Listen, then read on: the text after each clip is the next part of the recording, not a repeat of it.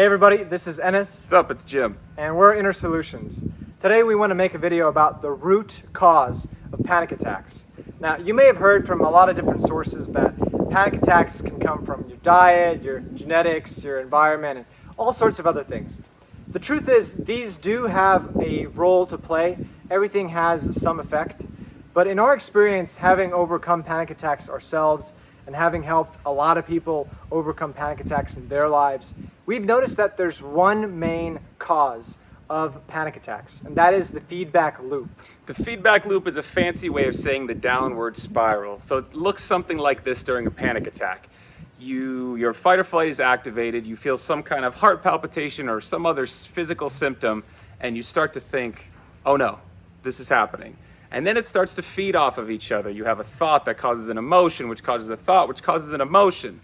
Now, the way to break this is just to simply understand that if you only had these physical sensations without these auxiliary thoughts and fears and worries and anything else going on around it, if you just had the physical sensations, the suffering of the panic attack would be minimal, almost non-existent if you were just present with those physical sensations. So it's important to remember, and we're going to teach you how to work through this, but it's important to remember that if you just focus on the physical sensations and let these thoughts pass you by, understanding that your mind is wired to look out for threats, to tell you you might be dying, but none of this is true. If you just let these thoughts pass by, focus on these physical sensations, you'll find that your panic attacks will end quicker and be less intense. Now, for a lot of people, practicing this can be very difficult because if you've never done meditation or any kind of mindfulness practice, paying attention to your thoughts is actually quite challenging.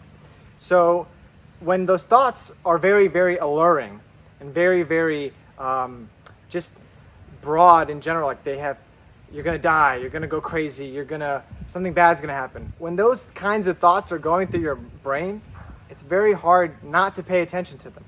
So one of the things you want to do is, in general, have a meditation practice, have some kind of mindfulness practice that will help you get familiar with how to pay attention to your thoughts, how to separate and create some space between you and your thoughts. That's crucial. That's a fundamental practice we recommend for everybody. Now, in terms of during the panic attack, how do you stay away from getting caught up in those thoughts? Well, what I recommend is focusing on your hand. Now, your hand is actually one of the most sensitive spots in your whole body.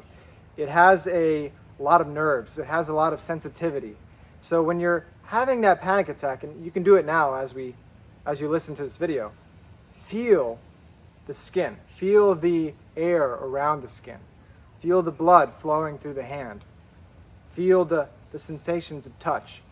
And just get very, very familiar with all the sensations that you feel in your hand. Now, what you may notice is that the description of those sensations is almost impossible. You can't really describe to anyone the experience of hands. They're too subtle, they're too complex.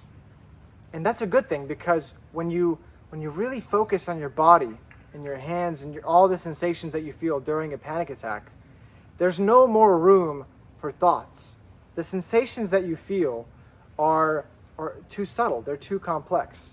There's no words for them that even come close. And that's not because they're overwhelming, it's not because they're too much. It's just that no word will ever come close to the experience that you're feeling.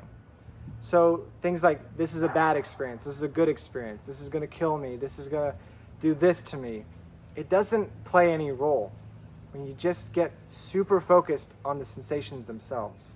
Now, for those of you with just extremely overwhelming thoughts that can't seem to control where your focus goes, this is going to be a little bit of a muscle that you're going to have to strengthen.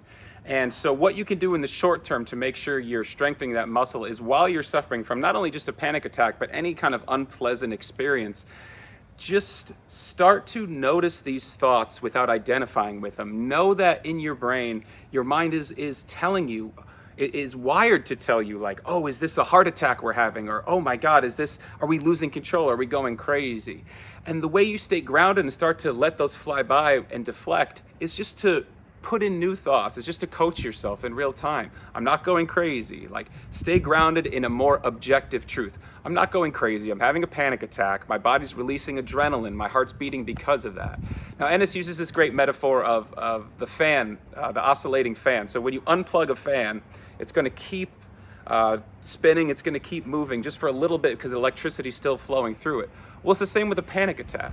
So your first step is going to be to identify I'm having a panic attack, and then put in that panic response plan, and then understand that this needs to run its course. This adrenaline my body's released, this glucose that's in my blood needs to run its course, and those chemicals are what's causing those physical symptoms. So again, the suffering lies in all these stories and thoughts that are happening around the panic attack. It's not the panic attack itself. So the more you can kind of let these thoughts flow by, stay grounded in the real experience, which is, this is just a panic attack. It's going to run its course. I've been through this before. It's not going to make me go crazy. It's not going to kill me. The more you can stop resisting the event and just submit to it and let it run its course with as much acceptance and calm as possible, the easier and the less suffering these panic attacks are going to cause you. And that's what he just mentioned about the trust that you're going to be okay. That's a huge part of this. When you first start having panic attacks, it's going to seem like something bad's going to happen. But every time that you survive one, it builds that trust and that faith that actually, I'm okay. This has never killed me in the past. It's never done anything to me in the past. And it just felt uncomfortable. But that is something that you're going to survive. It's going to pass. And as you keep going through that trust and faith just keeps building on itself. You realize in the moment, hey, there's no reason to worry. There's no reason to resist this so much. I'm going to be okay. And over time, it'll happen naturally. But by having the intention to notice that as it's happening, it can kind of speed up the process. You have that realization faster that this has never killed me before. And it can't actually hurt me because it's just sensations. These are natural sensations that I would feel when running away from a tiger or running away from a bear. But because I'm sitting here and actually nothing's wrong, the thoughts get a chance to loop on themselves. And that looping, that thoughts creating emotions, emotions creating thoughts, that is where the real suffering is coming from. So when you just focus on the sensations, all that disperses. And the more you just pay attention to that physical sensation, it gets rid of the fuel, that fear that's fueling the panic attack is no longer there.